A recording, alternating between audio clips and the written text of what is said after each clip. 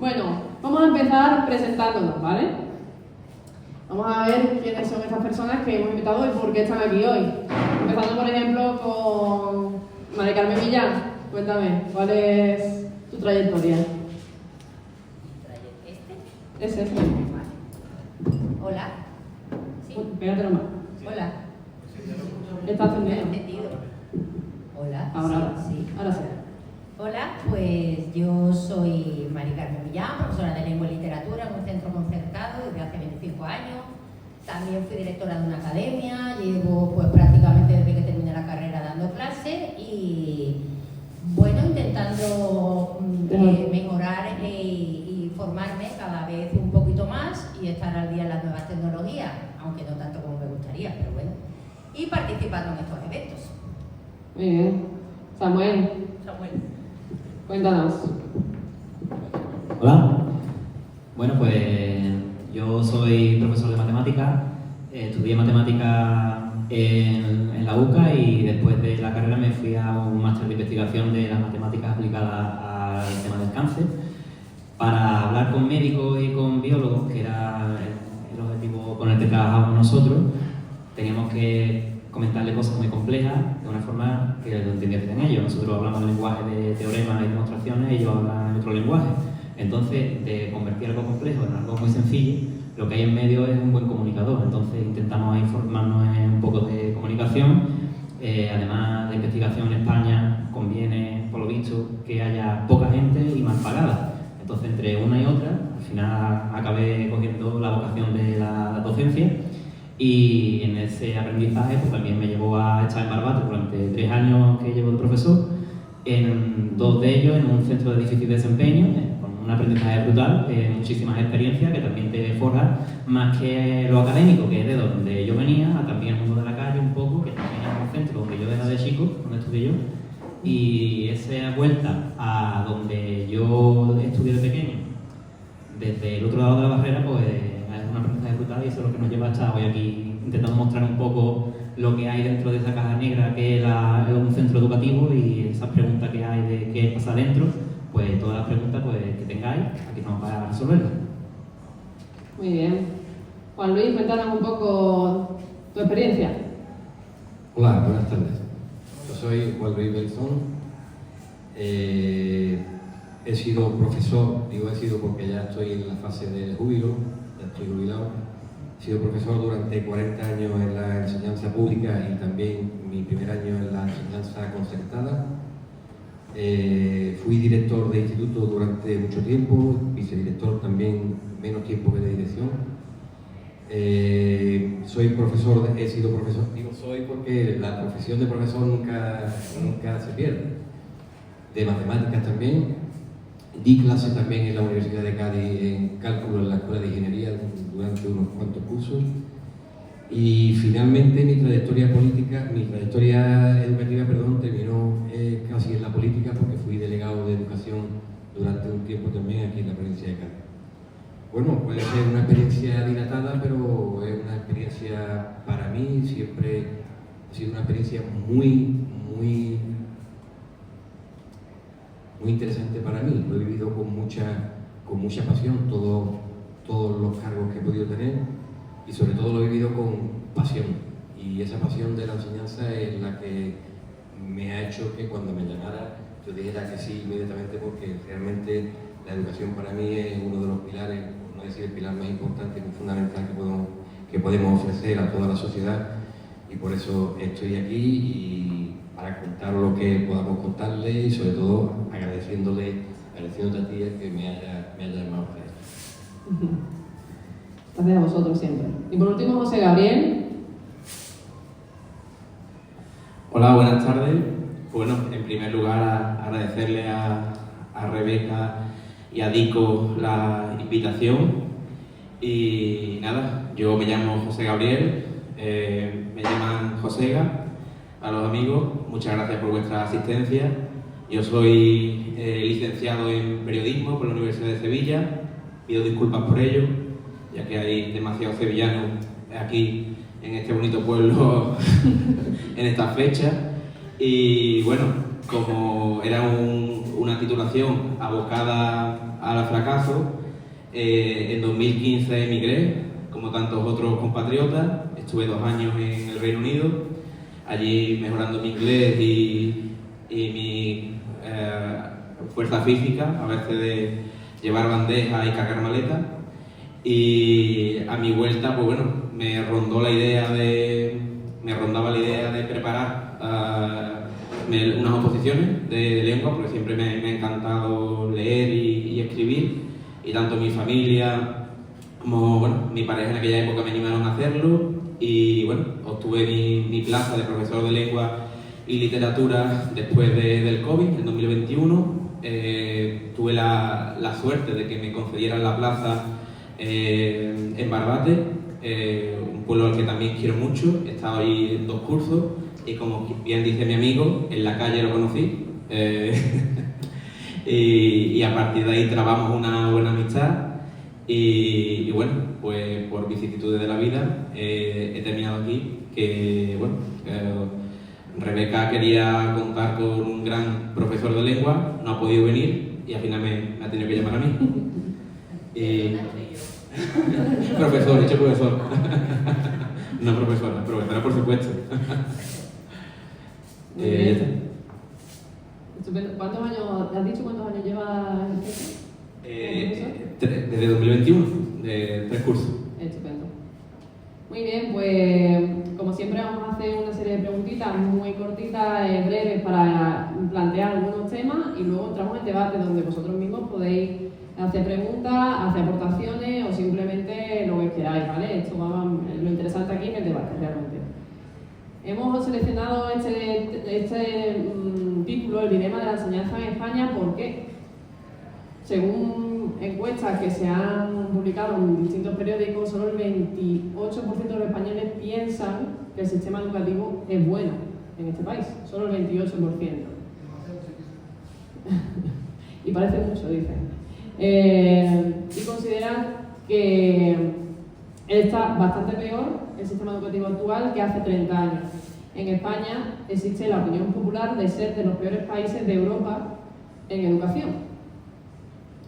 Y opinan, también en otras encuestas diferentes, que los principales retos de la educación serían planes de estudio anticuados, un 34% de los españoles opinan eso, 31% la falta de inversión que se dedica a la educación, el 30% las altas tasas de abandono escolar y el 28% en la saturación de las aulas. Son distintos temas que bueno, podemos ir tratando, ya sea ahora en las preguntas o en el debate. A vosotros he puesto ahí una serie de papeles para que vosotros cojáis el punto de lo que queráis, ya que no podéis hablar los 4 a la vez. Yo voy a ser la moderadora, así que mando yo. Pero intentaré que todos podáis dar vuestra opinión, ¿de acuerdo? Al principio ahora os voy a presentar 4 preguntas y os voy a ir preguntando uno por uno vuestra opinión. De forma breve me gustaría que lo respondáis, ¿vale? El primer tema que he querido poner por delante es el uso y abuso de la tecnología en clase. Es decir, el uso de ordenadores y móviles en horario lectivo, ya sea conscientemente en una asignatura o que los niños usen sin permiso, ¿no? ¿Qué pensáis sobre esto? ¿La tecnología es un problema o es una ventaja ahora mismo? Y en vuestras clases, ¿cómo actuáis ante esto? Por ejemplo, Juan Luis, ¿qué opinas al respecto? Bueno, Sí.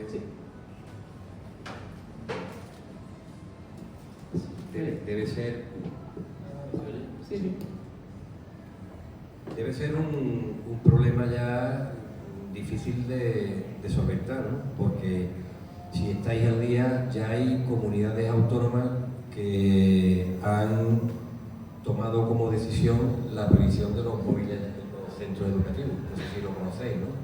Hay ya unas cuantas comunidades autónomas que lo están haciendo. Otras, en sí, lo que están haciendo es, pues, de alguna manera, dejarlo que los propios proyectos educativos de cada centro, a través de los reglamentos de funcionamiento, pues hagan que el uso del móvil sea o bien muy constreñido a algunas determinadas materias o bien también que sea prohibido. La experiencia que yo he tenido con el tema de los móviles, ya de esto hace unos años, era dura, imagino que ahora es bastante más dura. No sé lo que habéis vivido vosotros en las aulas en estos últimos cursos, pero es verdad que por mucha aceptación que se quiera hacer del móvil como una utilidad más en la enseñanza, un instrumento que pueda servir para buscar información, el alumnado en el aula y demás, se ha convertido en un elemento que es el que todos conocemos, ¿no? El móvil al final no es ni siquiera un aparato para comunicarse normalmente, sino simplemente un visitador de redes sociales y sobre todo de entretenimiento, más que nada en la gente joven, ¿no? La juventud. Es muy difícil encontrarse un grupo ahora mismo en un grupo de amigos y amigas y no estén cada uno de ellos conectado a su móvil, cada uno haciendo... el diálogo es a través del móvil, si lo están haciendo.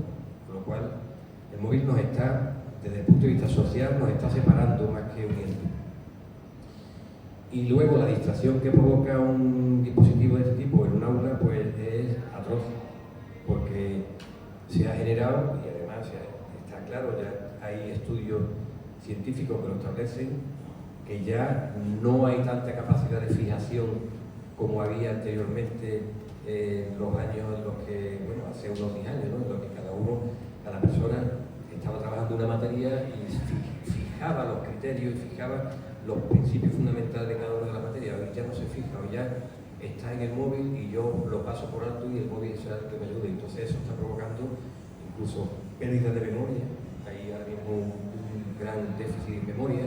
Es muy difícil. Hoy en día me decían compañeros de este año pasado que terminan el curso y hay alumnos y alumnas que no se saben ni siquiera el nombre del profesorado. Eso ya dice mucho también. Dice ya mucho también de lo que está ocurriendo en la enseñanza, ¿no? El referente, que es el ayudador, el aconsejador, el tutor o la tutora del alumnado y es el que le está ayudando a sacar adelante unas condiciones favorables para que en el día de mañana tenga una utilidad en la sociedad, y está menospreciado totalmente y está como si fuera un cero a la izquierda, como decimos por aquí. Todo eso lo ha provocado la nueva tecnología y el uso de los móviles. Yo soy partidario de la no existencia de uso de móviles en los institutos ni en los colegios, y el uso de los ordenadores sí, pero con unos objetivos plenamente pedagógicos y que sirvan para aumentar y desarrollar las enseñanzas del mundo. Muy bien, y Josela, por ejemplo, ¿qué opinión tienes al respecto? ¿Crees que pueden ayudar en algo estas tecnologías? Por supuesto que ayudar pueden ayudar, y a lo que he hecho me remonto, ¿no? Cada día utilizamos los móviles para 1000 actividades diferentes, desde pedir comida, comprar ropa, comunicarnos con nuestro entorno más cercano, hacer fotos, vídeos o leer e informarnos. Por supuesto que es una herramienta muy útil. ¿Qué ocurre? Que entre los niños y los adolescentes estamos poniendo un arma muy peligrosa en sus manos, ¿no?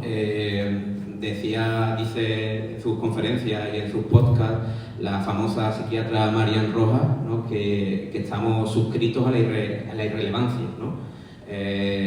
En cuanto al consumo desproporcionado de las redes sociales por parte de los niños y adolescentes, eso cantidad ingente de vídeos breves y irrelevantes, como bien decía el compañero, merma la capacidad de atención, afecta a la memoria, ¿no? Herramientas que son fundamentales para el aprendizaje, que es el tema que nos atañe a día de hoy, ¿no? Y lo vemos, al menos yo lo veo en mis clases día a día, que un niño lee un enunciado, le hace una pregunta o lee un texto para que extraiga las ideas principales y no lo recuerda a los pocos segundos. En un libro que os recomiendo, que se titula El valor de la atención, el autor entrevista a uno de los fundadores de Facebook y reconoce, asume, ¿no? Confiesa que crearon las redes sociales para generar adictos, ¿no? Porque nada le gusta más a una persona que sentirse admirado, seguido, valorado, ¿no? Mediante likes, mediante comentarios, un número ascendente de seguidores, Y yo creo también que afecta mucho al tema de la inmediatez, ¿no? De quererlo todo ya. Y eso en la educación a una edad temprana es muy peligroso, ¿no? Porque yo creo que es reivindicar el fracaso. Hay una conferencia de Guillermo del Toro, el cineasta mexicano, que me encanta porque dice, yo creo que la mayor herramienta de aprendizaje es fracaso, que te conoce los límites, porque te enseña los límites, perdón, y te enseña a querer romperlos.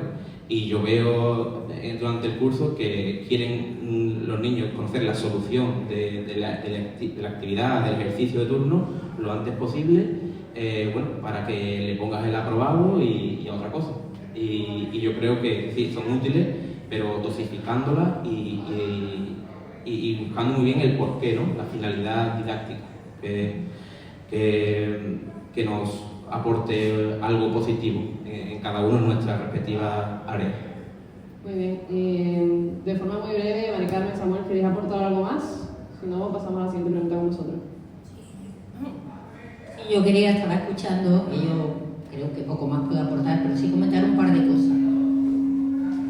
Creo que la digitalización va muy rápida, todos hemos tenido acceso a internet, a las nuevas tecnologías, a los móviles, y no estamos preparados para ello, ni los padres, ni los niños, ni la sociedad.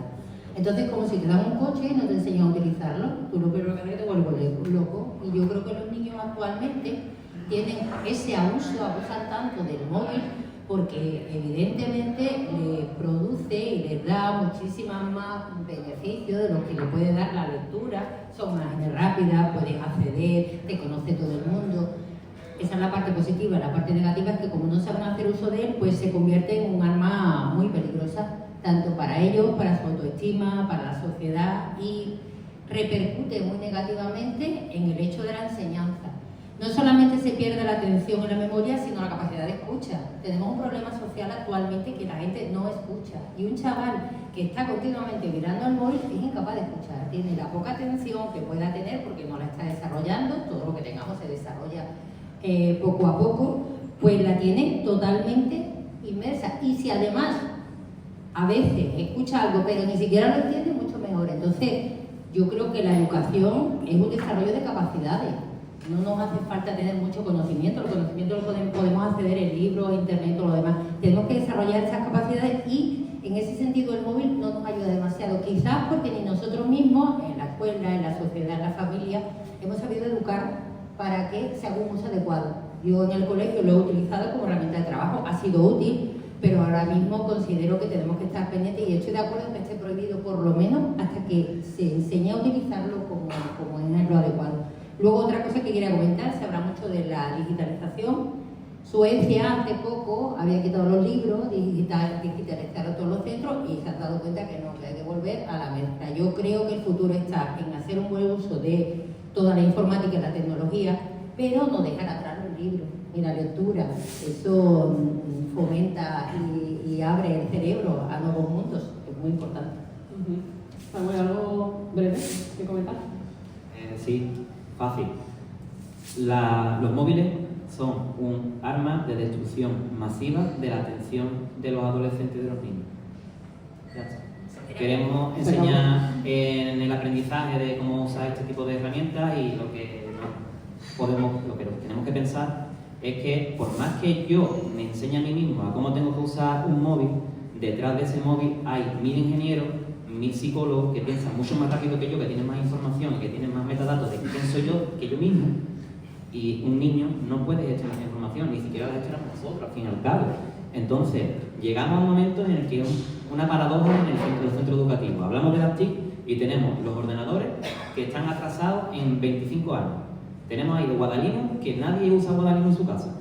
Pero el sistema educativo, venga, usa el Guadalino. Pero luego tenemos, como no podemos usar eso porque queremos ir a una velocidad y ese sistema tecnológico que tenemos en los centros no nos permite ir a esa velocidad, vamos a coger móvil. Y ahí ya cuando se lía todo, porque el móvil va mucho más adelantado de lo que es la propia legislatura. La legislatura actual han sacado ahí una normativa que es muy laxa, que te explica que si un niño está usando el móvil, tienes que parar 25 minutos la clase porque tienes que llamar a un segundo profesor que te apoye para retirarle el móvil al niño. Entonces entrar en una discusión con él, mientras que llamas a un profesor de guardia para que vaya al aula a encargarse de los otros niños, llévate el niño a la dirección, explicárselo, y al final, ¿qué haces? Pues que como saca un niño el móvil en el centro, te la lía. Cuando hablamos de que te la lía, no es que tengas un problema y un conflicto con el niño, te vayas llevando a tu casa, sino que es que pierdes la clase. Entonces ese es el problema. Ventaja del móvil, dicen que tenemos toda la información al alcance, pero al final queremos información o queremos conocimiento.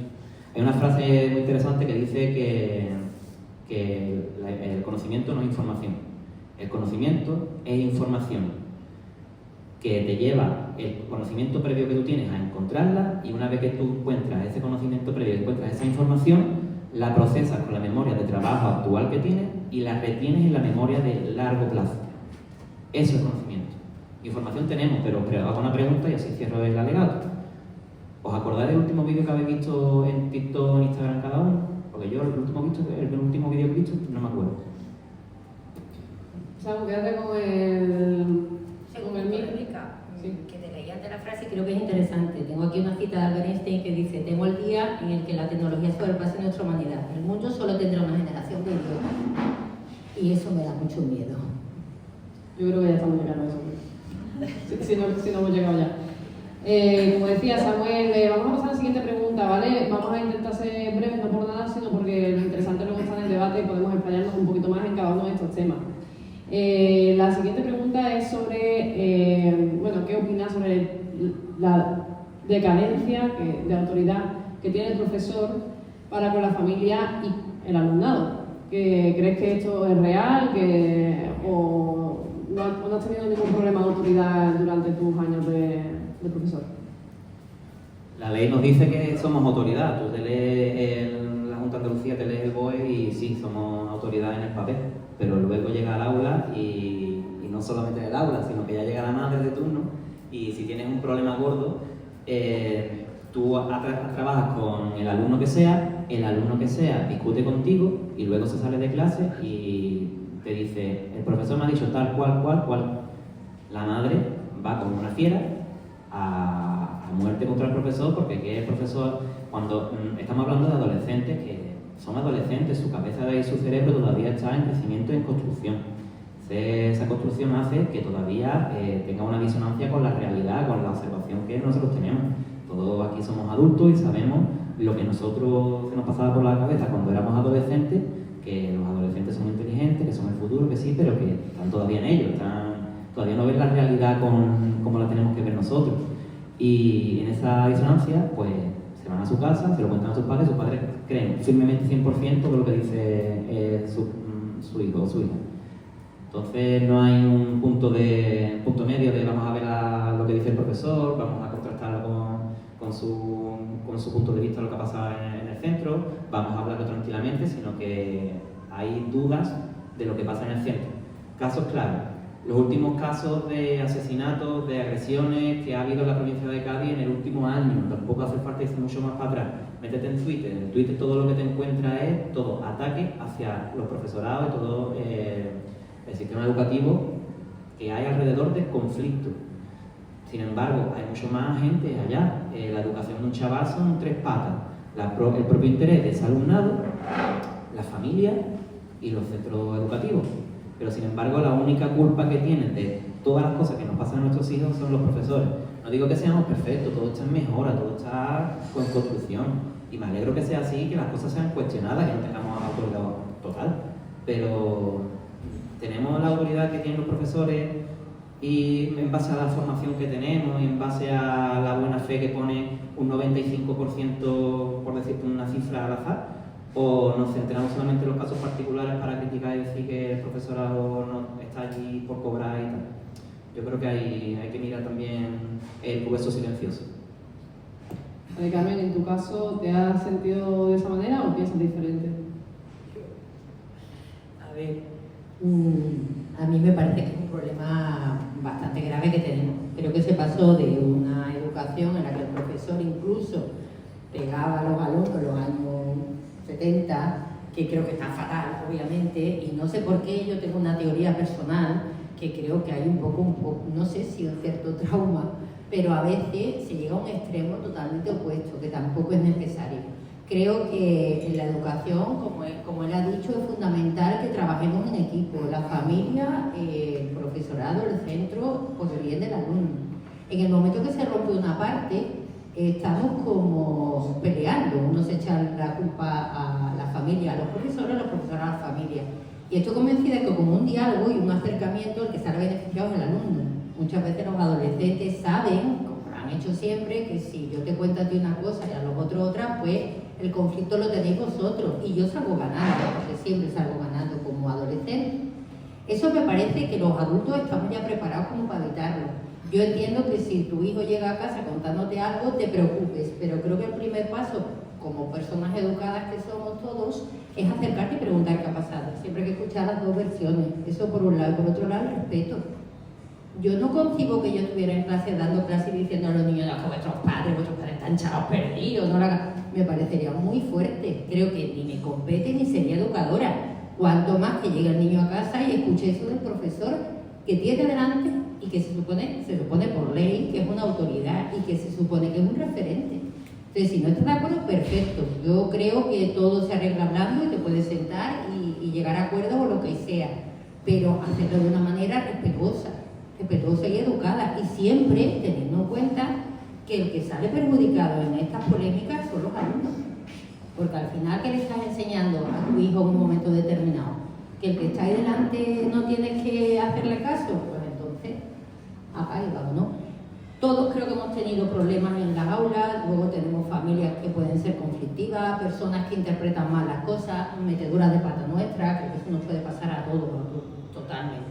Pero también considero que hay mediaciones, que siempre hay que tener una buena voluntad de saber que uno se ha equivocado e intentar rectificar e evitar los conflictos. En un centro educativo no puede caber esa violencia o esa agresividad ni verbal ni física. Y muchísimo menos el que se nos amenace continuamente con ir a delegación, con hablar mal de nosotros, con tal, porque al final hacemos un trabajo. Y si el trabajo nos gusta, pues perfecto, nos ponemos de acuerdo, pero no tenemos por qué estar amenazados o llegar al punto en el que estamos llegando, que yo digo que somos una profesión de riesgo. Ahora mismo estamos expuestos y no creo que sea necesario. Es más, no creo que sea bueno, ya no personalmente, sino porque no crea una buena sociedad esa forma de trabajar o de entender la educación, porque a fin de cuentas, hago otra pregunta, ¿es educación eso? No. Juan Luis, José, ¿algo que aportar al respecto? Vale, vale. Bueno, sobre esa cuestión, tuvimos una situación muy complicada, porque llegaba un momento en que la autoridad del profesorado se había convertido en nada.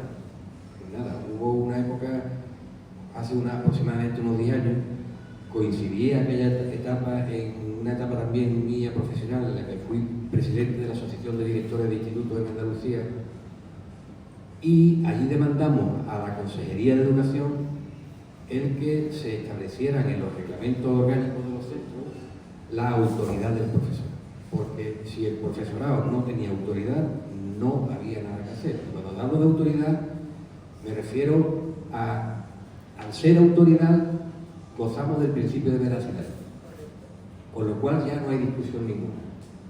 Es decir, una pelea entre dos compañeros, dos alumnos, dos alumnas o dos viajeros que van por la calle es una pelea, cada uno tiene su opinión y eso tiene que dirimir un juez, quien de los dos lleva la razón. En una situación donde hay principio de veracidad, la persona que tiene principio de veracidad tiene la supremacía para imponer la sanción correspondiente a la persona que no la tiene. No sé si eso lo sabéis.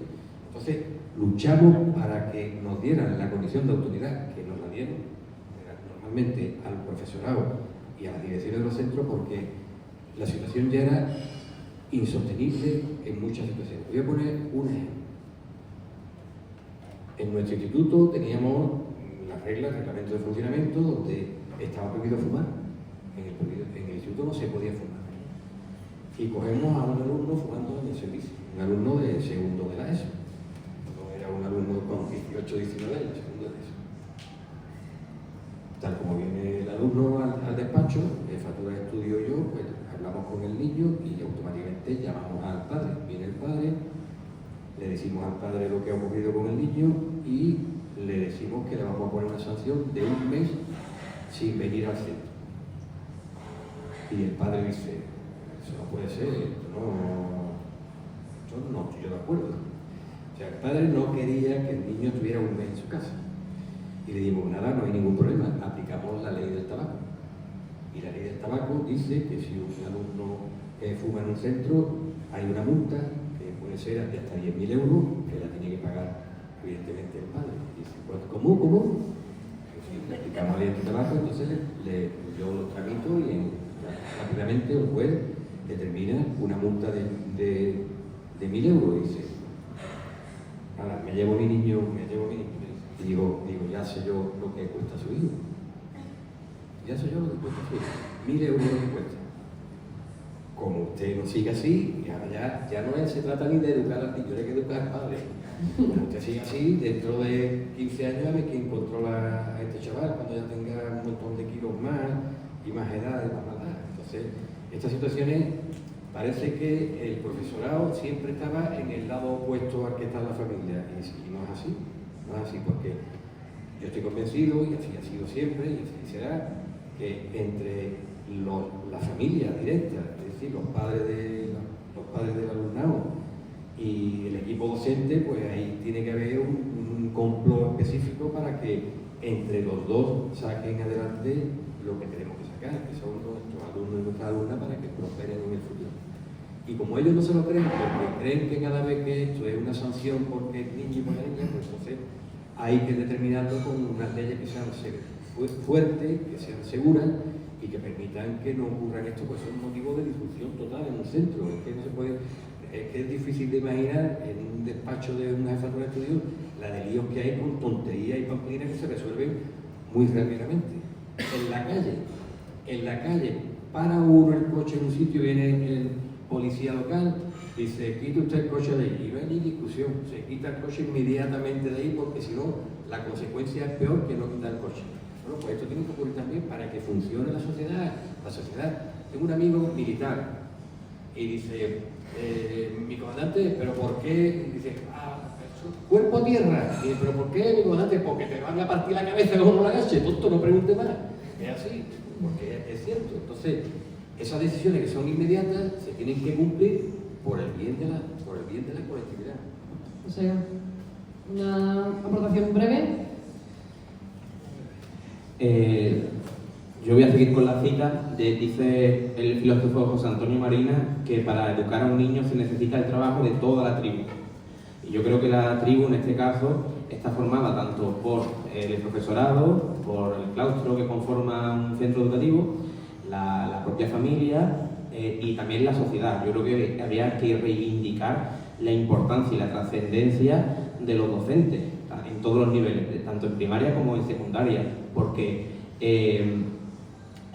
somos los encargados de formar a las generaciones futuras. Y yo creo, y me apuesto lo que queráis, que todos los presentes tenemos a un maestro o una maestra que en primaria o secundaria nos marcó y nos motivó o nos inculcó el amor a la lectura, a las matemáticas, a la literatura, a la historia. Y bueno, porque yo lo veo, tengo muchísimos compañeros que me dicen, yo estudié matemáticas por este profesor, o yo me hice profesor por aquel maestro que tuve. Y sí, bueno, ahondar en lo que han dicho el resto de mis compañeros, sí, sobre el papel lo aguanta todo. El BOA, pero a efectos prácticos, a mí me gustaría, si se pudiera hacer, que se pudieran grabar en directo las clases, pixelando a los alumnos porque son menores, y que la sociedad civil fuera consciente de la falta de respeto diaria que sufre un profesor. Y ya en un centro de difícil desempeño, como el que mi amigo Samuel y yo hemos pasado, ni os imagináis. Para muestra un botón. Una niña de primero de eso me dijo que nos había visto a dos profesores que estamos aquí a mí en un coche un viernes por la tarde y que si, repito, una niña del primero de eso, que si íbamos a un puticlub. Y eso es una constante en un centro de difícil desempeño. Y claro, yo también haría una distinción también entre educación e instrucción. En países como por ejemplo Italia, el Ministerio de Educación se denomina de instrucción pública, ¿no? La educación también en buena medida tiene que venir de las casas, de los valores que inculquen los padres, y luego los profesores muchas veces nos vemos obligados también a inculcar determinados modales y valores que ya deberían venir desde casa. Bueno, hasta ahora hemos visto un poco el cómo vosotros como profesores quizás sentís con respecto a dos temas, pero ahora vamos a entrar en dos temas que sí que son un poco más relacionados con el alumnado en sí. Y me gustaría que, de forma muy breve, en dos frases, no por nada, es que si no nos da tiempo al debate, dos frases, digáis vuestra opinión, ¿vale? Y luego entramos en debate, porque aquí va a haber ganas de debatir y vamos a esperarnos, ¿vale? Víctor, vente, no se quita. Hago la pregunta, porque se ha quedado pillado al lado, que es fundación. Josega, ya que hemos terminado contigo. Opinión, repito, en dos frasecillas. Sí. ¿Qué opinas sobre el fracaso escolar?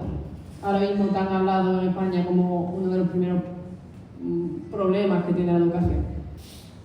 Pues yo creo que es un problema multifactorial en el que, como decía antes, tenemos todos parte de culpa y también parte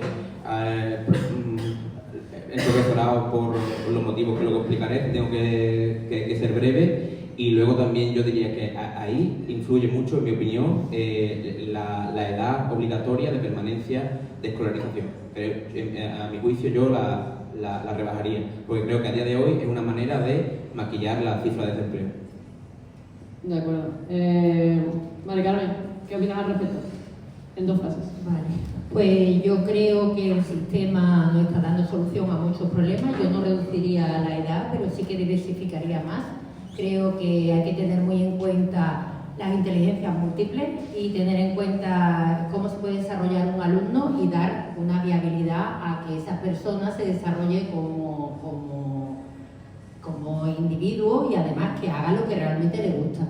Eso por un lado. Y por otro lado, tampoco ayudan las leyes. Creo que se tapan muchas cosas con el tema del absentismo. Creo que tampoco la sociedad es consciente de lo importante que es la educación. Creo que tampoco el sistema favorece eso, y entonces hay como una idea de la obligatoriedad de la educación, pero se pierde la idea principal de que una sociedad que no está educada, que no tiene conocimiento y que no tiene todo el completo, no está formada y por tanto está abogada al fracaso. Y eso es lo que considero que es lo que tendríamos que tener en cuenta. Algo estamos haciendo mal todos para que haya ese fracaso o para que salgan muchas personas sin la preparación que debieran, en mi opinión. Samuel, sabiendo que la tasa de abandono escolar de España ahora está en un 13,6%, que es, no, perdón, ahora se sitúa en un 13,6% menos de fracaso escolar que en 2022. Y hace una década incluso un 23,6% menos. Es decir, ahora mismo en teoría estamos mejor que hace una década y hace 2 años. Y sin embargo en Europa, sí es verdad que hay una diferencia bastante más grande, porque según los últimos datos de Eurostat, Rumanía lideró el año pasado el fracaso escolar con un 16,6%, pero sin embargo España le sigue como segunda posición en toda Europa. Entonces, de forma breve, ¿qué opinión tienes al respecto? Primero que deberíamos cambiar de compararnos con países de ese estilo a la hora de hablar de educación, de empleo, de economía y ese tipo de cosas. Deberíamos intentar mirar para arriba en lugar de mirar para abajo y decir estamos mejor que abajo, para empezar por ahí. Segundo, que no me gustan tampoco los eufemismos, y dentro de las circunstancias que se dan en los centros escolares son, como dice Josega, multifactoriales y al final hay muchas variables al respecto. ¿Hasta cuánto está bien obligar a un adolescente que no quiere estar ahí y por más alternativa que se le dé, como dices tú, que estoy de acuerdo contigo, con que haya alternativas, que si no quiere estar en un centro, que haga un ciclo, que haga una formación básica profesional, haga algo así. Yo estoy de acuerdo con eso, pero si te encuentras una circunstancia de un adolescente que no quiero estar en mi casa, llega la madre y dice no, que quiere estar en su casa, ¿hasta qué punto debes obligar y debes decir no, es que son falta de oportunidades? Pero ¿hasta cuánto podemos decir que son falta de oportunidades o desprecio las oportunidades que se le da? ¿Cuántos recursos más tenemos que dar a este tipo de personas que quieren rechazar esas oportunidades en lugar de ofrecérselas a otras que están deseando coger más? Ahí hay una pregunta muy compleja. Lo voy a dejar. Juan Luis, de forma breve, opinión al respecto. No, es que es muy complicado coordinar las dos cosas, ¿verdad? Es muy difícil cuando el alumnado, un chavalito, una chavalita no quiere estudiar, no tiene ganas, no le apetece, el sistema tampoco le ayuda, que haya todas las casuísticas para sacar a ese alumnado de esa situación. ¿Por qué? Porque la programación anual de un curso tiene unas características especiales. Entonces, existen los ciclos formativos, existen la formación profesional, la FP básica, existen determinadas situaciones para que alumnos y alumnas que no encajen realmente en el sistema puedan de alguna manera tener una posibilidad de salida. Pero cada vez ocurre que hay más variedad de problemas, por lo tanto hay que dar cada vez más variedad de soluciones, ciclos formativos específicos, donde no sea tampoco muy reglado como la formación profesional, y todo eso lleva consigo una dificultad enorme, tanto desde el punto de vista económico como desde el punto de vista organizativo, y eso es difícil de soportar. Es difícil soportar. Aquí lo único que, bueno, puede parecer que sea un poco ortodoxo, ¿no? Lo único que vale es firme, para que todo el mundo vaya al unísono, si no es imposible. Lo sabemos, qué ocurre en los departamentos de orientación, ¿no? La atención a la diversidad, vamos a hacer grupos flexibles, vamos a hacer, y al final ¿qué ocurre con todo eso? Pues que se desborona en 1, en 2 o en 3 años, porque estamos tanteando una solución, otra solución, y la única solución que resuelve esto es dotar el doble o el triple de dinero a la educación para que esto funcione, y eso es muy difícil. De acuerdo, pues Juan Luis, quédate con el micro, ¿vale? Te voy a plantear la última pregunta antes de empezar el debate. También lo mismo, muy breve, ya no va a ser 2 frases, va a ser una. Ya luego, porque ya a partir de ahí el debate va a seguir solo, ya veréis. Ahora mismo en la ley se dice que la inteligencia emocional se debe tratar en todas las asignaturas, o por lo menos tratarse en algunas de ellas. Antes de saber vuestra opinión al respecto, voy a decir cuál es la definición según la Real Academia Española de la inteligencia emocional, que es la capacidad de percibir y controlar los propios sentimientos y saber interpretar los de los demás, ¿vale? Esa es la definición que dice la RAE, pero realmente la inteligencia emocional aplicada en vuestra profesión es un poco más compleja que eso. Para eso he puesto este pequeño esquema, no para que hagáis referencia a él ahora mismo, sino en el debate, ¿de acuerdo? Que son las inteligencias múltiples. La voy a dejar ahí porque seguramente el debate lo necesitará. Y vemos varios tipos de inteligencia múltiple que luego cuando entremos en ello explicaremos cómo es cada una de forma breve. Pero ahora mismo, pregunta que os hago y a la que quiero opinión y entramos en debate, ¿vale? ¿Se debe tratar las inteligencias emocionales en todas las asignaturas? Totalmente. Gracias. Un aplauso. El mejor momento. Yo voy a hacer un poquito más larga, voy a alargarme un poquito más. Frase y media, ¿eh? ¿Qué? O la frase suya hace todo. Claro, no. También. Que sí, es imprescindible porque hace falta una educación integral y porque somos seres sociales. Bueno, con toda esa tan larga, muy bien. Venga, superando. No, porque primero ya se hacía hace muchísimo tiempo y más educación emocional ha demostrado en los últimos 25 años que no nos lleva a una mejor gestión de nuestras emociones, y segundo porque prefiero una sociedad más capaz que una sociedad menos capaz pero feliz. ¿Pero qué? Pero feliz. Ah, feliz. Vale. No. En tutoría y en la propia asignatura de educación emocional. O sea, ¿consideras que la inteligencia emocional debe tratarse exclusivamente en la asignatura que está dedicada a ella? Y en tutorías, ¿no? Vale, genial. Muy bien, me encanta, esta lo has hecho súper bien. Bueno, vamos a comenzar con el debate. Por tanto, ahora mismo hemos tratado 4 temas, pero se pueden preguntar otras cosas que os apetezca, podéis hacer aportaciones, podéis contar experiencias, lo que queráis. Si ahora mismo no os apetece a decir mucho, yo tengo cosas que decir porque tengo aquí muchas cosas preparadas, así que os animo a que alguien se anime a hacer la primera pregunta o aportación o lo que quiera. Yo quiero hacer una pregunta. Venga. Un comentario. ¿Podría usar? Espérate, sí, vamos a usar este micro para el público, sí. Usar eso para contestar. Eso. Que yo iba a comentar que con el... Yo también soy profesor, ¿vale? De biología. Con los alumnos que habéis comentado que no les gusta estudiar o que están echando el rato en clase, suelen estar aburridos, entonces buscan formas de entretenerse y demás. Yo he visto que funciona mucho mejor la disciplina, como ha dicho Juan Luis.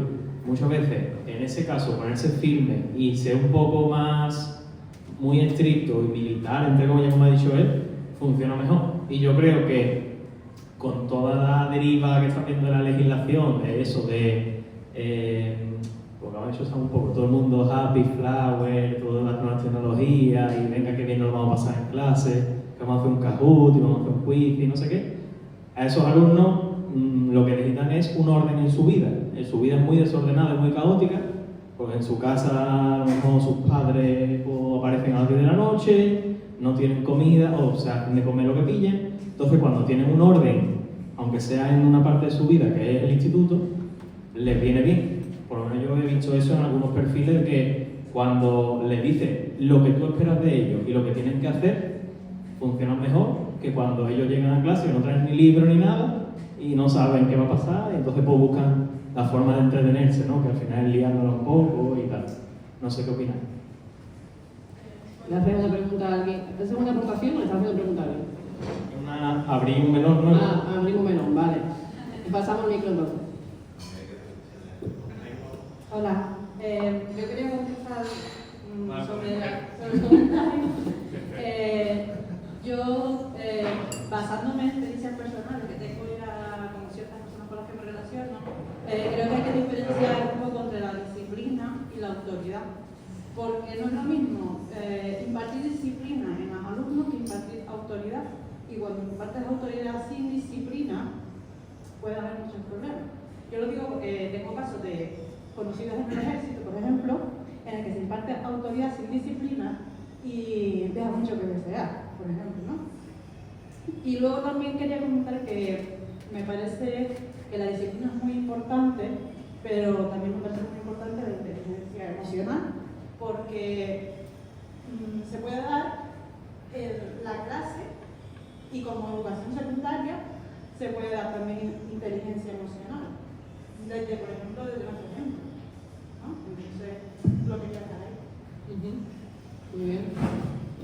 Si me dejas contestar un momentito. Sí, claro. Cuando tú, a lo que tú decías antes, cuando tú como profesor apenas a un alumno le dices tienes que hacer esto o lo otro, le impones cierta disciplina, pero intenta provocar en él una reacción para que esté a gusto, tú estás trabajando la inteligencia emocional, tú estás tocando a esa persona.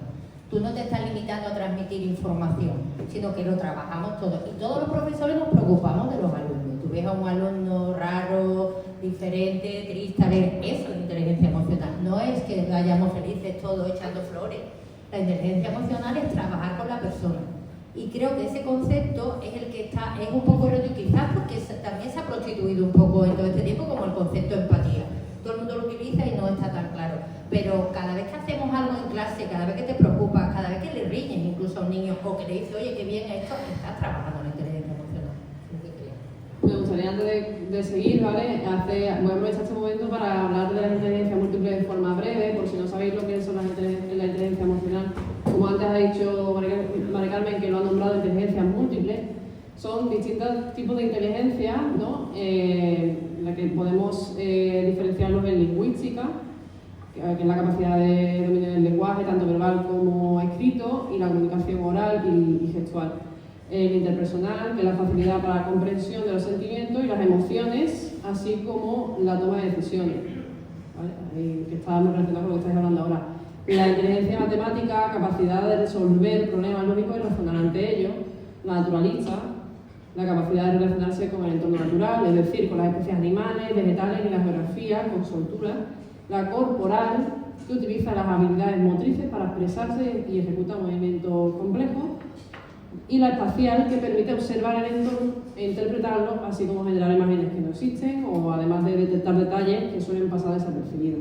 Esas son capacidades o inteligencias, ¿no? Como se llama, como hemos nombrado aquí, que, bueno, una misma persona puede tener una, varias, o no conozco a nadie que tenga todas, es imposible, creo.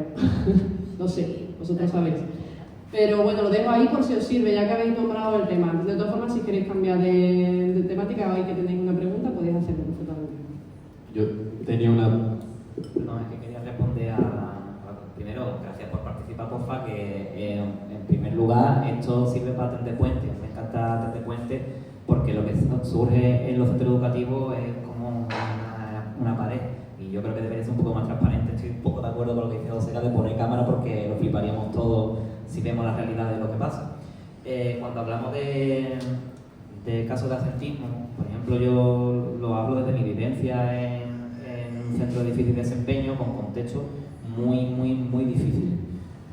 Allí no puedes ser autoritario, no puedes ser flexible, no puedes ser asertivo, no puedes no decir nada, porque los alumnos no vienen directamente. Es imposible, es una cosa que se tiene que gestionar ya con los propios niños. Es que estamos hablando de alumnos que aparecen en clase 2 veces al año, entonces ahí no puedes hacer nada. Estamos hablando